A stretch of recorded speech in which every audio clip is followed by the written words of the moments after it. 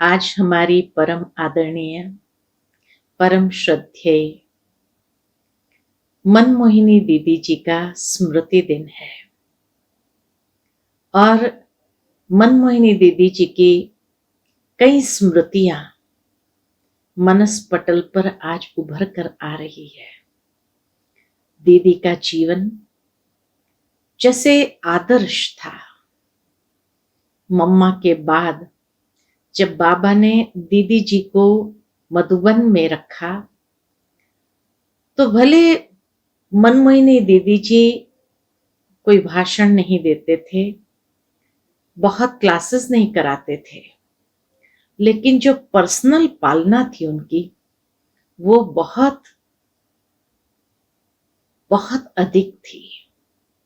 मुझे याद आता है, मैं तो बहुत छोटी थी।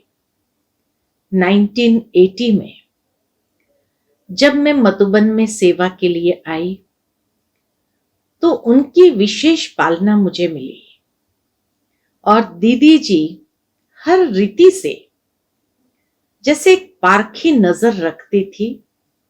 उनकी दृष्टि में भी वो जादू था। मुझे याद आता है कि जब मैं मधुबन में आई तो हमेशा दीदी ये ध्यान रखती थी कि इसका ज्ञान योग के प्रति अटेंशन कितना है। हमें मालूम नहीं था कि दीदी ये सब बातें देखती थी और मुझे शुरू से अमृत वेला योग करने का बहुत आनंद आता था। मैं हमेशा पहले नंबर जाकर बैठती थी, दीदी नोट करती थी। लेकिन उसके बाद जैसे मैं गुड मॉर्निंग करने जाती थी दीदी के पास में, तो दीदी बातों बातों में ही जैसे पूरा चार्ट ले लेती थी। अच्छा, आज अमृत वेला किया तुमने? मैंने कहा हाँ दीदी किया मैंने। फिर दीदी पूछती थी आज किस स्वरूप में बैठी थी अमृत वेले? तो एक दिन मुझे ख्याल नहीं आया कि मैं क्या जवाब दूं। तो मैंने दीदी से कहा दीदी आज मैंने साइलेंस का अनुभव किया। तो दीदी को बहुत हंसी आई। साथ में मोहिनी दीदी भी थे। मुझे समझ में नहीं आया कि दीदी ने क्यों हंसा, ऐसा मैंने क्या बोला। फिर दीदी ने मोहिनी दीदी से पूछा अच्छा मोहिनी तुम बताओ आज तुमने किस स्वरूप का अनुभव किया? तो मोहिनी दीदी ने कहा कि आज मैंने बाबा के साथ साजन और सजनी का स्वरूप का अनुभव किया। फिर दीदी ने मुझे सिखाया कि सुबह अमृत वेले कोई साइलेंस में बैठना होता है। साइलेंस में बैठना माना सो जाना, नींद आ जाना। फिर कहा अमृत वेले तो बाबा के साथ मीठी मीठी बातें करनी चाहिए। बाबा को सर्व संबंधों के आधार पर याद करो, बातें करो तो नींद भी नहीं आएगी। वरदान प्राप्त करो। इतना प्यार से दीदी ने समझा कि अमृत वेले कैसे बाबा को याद करना चाहिए। का साइलेंस में बैठना माना तो सो जाना होता है, अमृत वेले थोड़ी साइलेंस का अनुभव करना होता है। कहने का भावार्थ मेरा यही है कि दीदी बात बात में चार्ट भी पूछ लेती थी, साथ में ये भी जान लेती थी कि हाँ हम सही कर रहे हैं या नहीं, और अगर कहीं गलती थी तो सिखा भी देती थी कि कैसे बैठना होता था। उसके बाद जब मुरली क्लास के लिए जाते थे तो दीदी हमेशा ये ध्यान रखती थी मैं कहाँ बैठी हूं। अगर मानो कहीं पीछे बैठी हूं तो दीदी हमेशा इशारे से बुला करके कहती थी तुमको मेरे चरणों के पास बैठना है। मैं हमेशा दीदी की जो सीट थी वहां नीचे बैठती थी। बीच बीच में दीदी देखती थी मैं पॉइंट्स कैसे नोट करती हूं बाबा की मुरली के। देखने के बाद दीदी ने सिखाया कि कभी भी मुरली नोट करो तो प्रश्न उत्तर के रूप में नोट करो, तो सारी मुरली याद रहेगी। मना एक एक पल में जैसे दीदी सिखाती थी, कैसे योग में रहना है, कैसे मुरली सुननी है, किस तरह से मुरली की नोट्स लेनी है।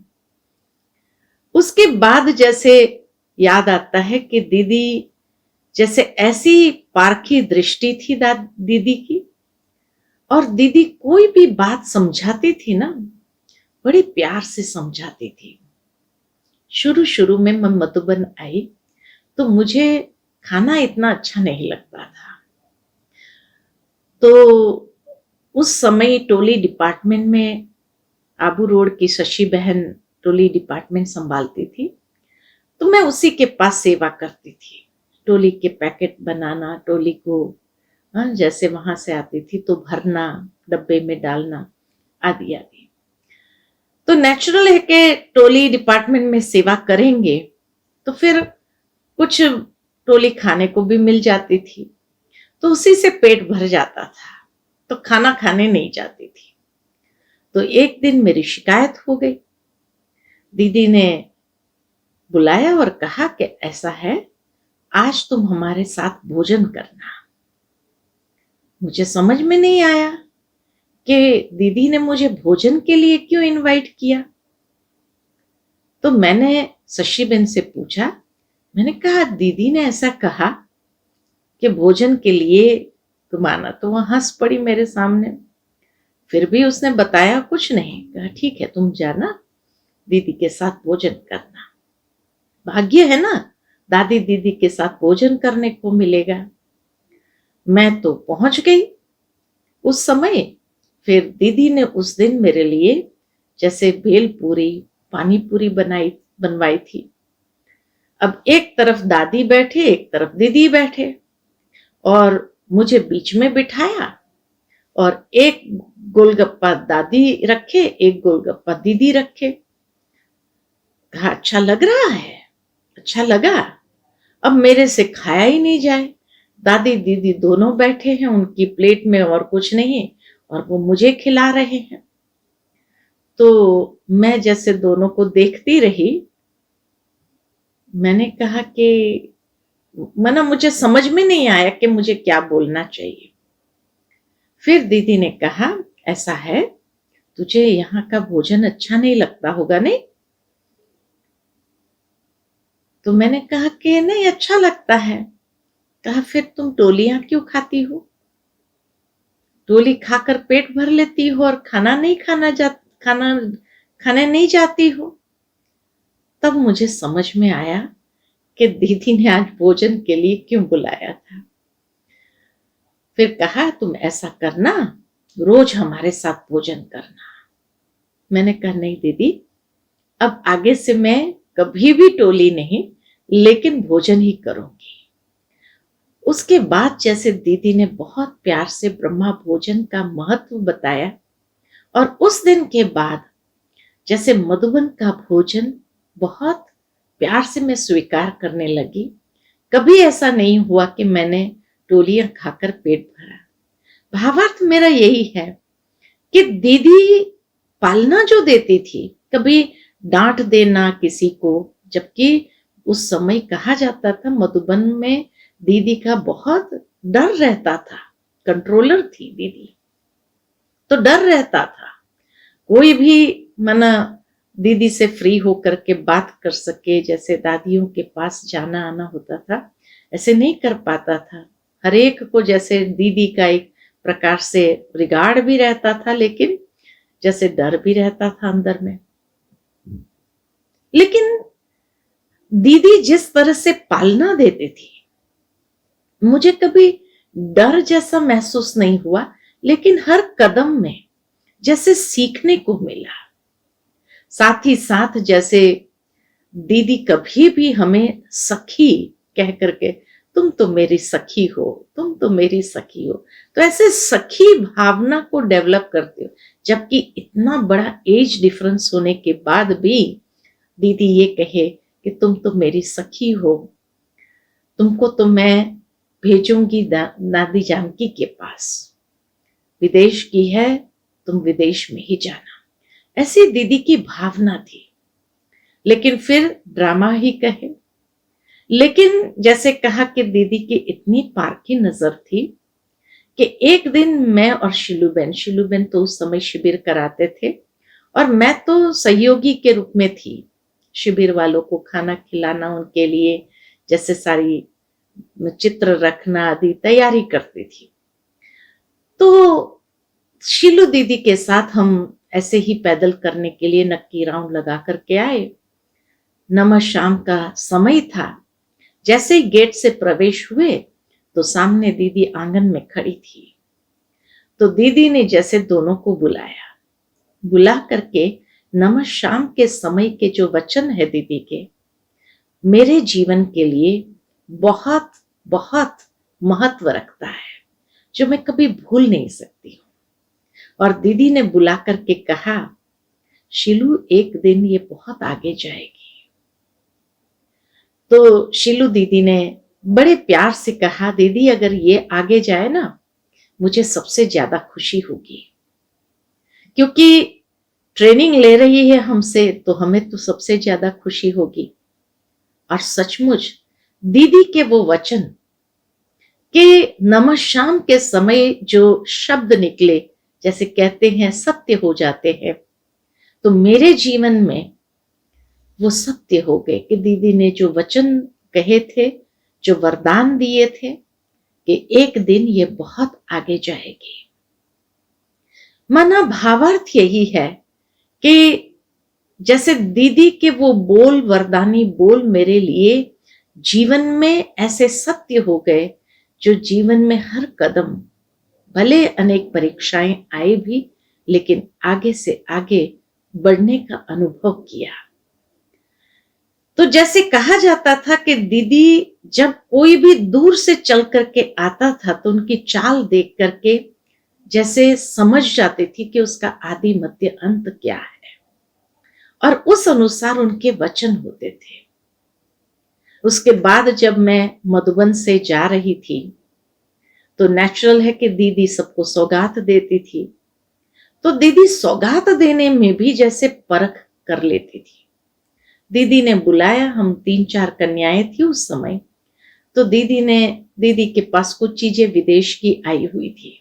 दीदी ने टेबल पर रखा था और कहा, आप लोगों को जो पसंद आए ना उठा लो। जो 2-3 कन्याएं और थी, उन्होंने कुछ न कुछ उठाया।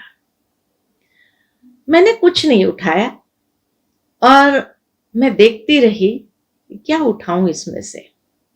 दीदी मुझे कहती है, अच्छा तुम भी उठाओ इसमें से। मैंने कहा, दीदी मेरे पास तो ये सब कुछ है, विदेश की चीजें थी तो मेरे पास तो सब कुछ है, मुझे तो कुछ नहीं चाहिए। बाद में मुझे बताया गया कि दीदी देखना चाहती थी कि तुम्हारे में आसक्ति कितनी है।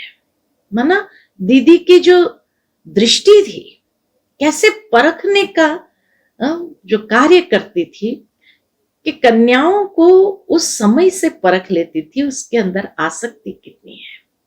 तो मैंने जब कहा कि नहीं मुझे कुछ नहीं चाहिए, मेरे पास सब कुछ है, तो दीदी ने फिर कहा कि अच्छा मैं तुझे एक चीज देंगी जो तेरे पास नहीं है। और उन्हीं दिनों में दादी और दीदी के लिए 2 सफेद शॉल पहली बार बनकर आई थी। तो दीदी ने वो सफेद शॉल मंगाई जो उनके लिए आई थी। उन्होंने 1-2 बार पहनी थी, लेकिन दीदी ने कहा, देखो ये दादी दीदी के लिए पहली पहली सफेद शॉल बनकर के आई है, ये तेरे पास है? मैंने कहा नहीं, ये नहीं है। तो फिर दीदी ने कहा, मैंने 1-2 बार पहनी है, लेकिन तुम ये रखो अपने पास यादगार के रूप में। वो सफेद शॉल इतनी मुझे प्रिय थी, जब भी ठंडी के दिन आते थे मैं निकालती थी। लेकिन एक बार जब धुलाई में गई तो फिर पता नहीं कहाँ गुम हो गई। वो दीदी की यादगार निशानी मेरे पास थी।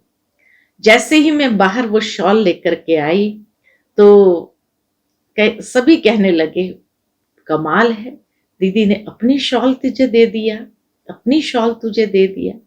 तो दीदी जैसे परख लेती थी कि इसकी आसक्ति किस में है, किस में नहीं है, क्या चाहिए क्या नहीं चाहिए। सखी भावना के रूप से जैसे कन्याओं से भी ऐसी मिल जाती थी कि एज डिफरेंस जैसे पता ही नहीं चलता था, और जैसे अपने साथ सखी भावना के साथ ऐसे मिला देती थी। सेंटर पर भेजा, तब भी दीदी ने कहा कि देखो तुम मेरी सखी हो, तुम्हें कभी भी सेंटर की कोई भी ऐसी बात लगे, तुम्हें नहीं रहना हो, तुम सीधा मेरे पास आ जाना और मुझे बता देना। यानी इतनी पालना मिलना, जैसे वो दीदी की पालना को मैं जिंदगी भर भूल नहीं सकती।